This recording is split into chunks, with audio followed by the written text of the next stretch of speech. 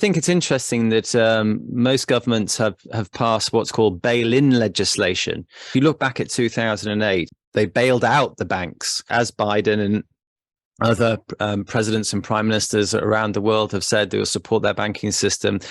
They bailed them out last time, and taxpayers became shareholders in the banks. And of course, we're paying the price for that down the line. This time, of course, they've been encouraging, let's just say encouraging the banks, other banks to buy the troubled banks. I'd love to be a fly on the wall with some of those conversations, because I know that this bail-in legislation does exist. And I kind of feel I wouldn't be surprised if they're using it as a stick to encourage the other banks to get involved and buy out or support their peers. And what bail-in legislation effectively means is that the central banks, the governments, can force depositors in a bank. Certainly, if you're above the insured limit, the FDIC, or as we have here in the UK, the Financial Services Compensation Scheme, if you've got a money that's above that insurance level, above 250,000, I think it is in the US, above 85,000 pounds in the UK, to have that money taken off you, confiscated effectively, and instead you become a shareholder in the bank, which, you now own shares instead of having money in the bank, and that may or may not be worth something in the future.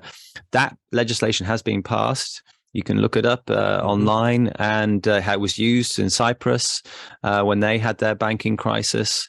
And now we see some interesting things happening in this crisis. Although Biden has said, yes, we'll do whatever it takes, the money printing machine hasn't switched on quite yet. Although I think there is some new act in the US that says that they will backstop the banks with new printed money. I'm saying just because they've bailed out the banks in the past doesn't mean they will in the future. I think that citizens now have said, hang on, after the last crisis, why did you bail out all those banks?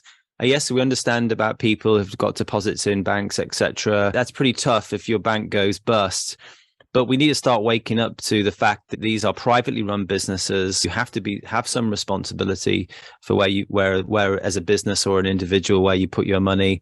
And why should the taxpayer be responsible for this? And obviously, since 2008, a lot of these banks made huge amounts of money and continue to make huge amounts of money.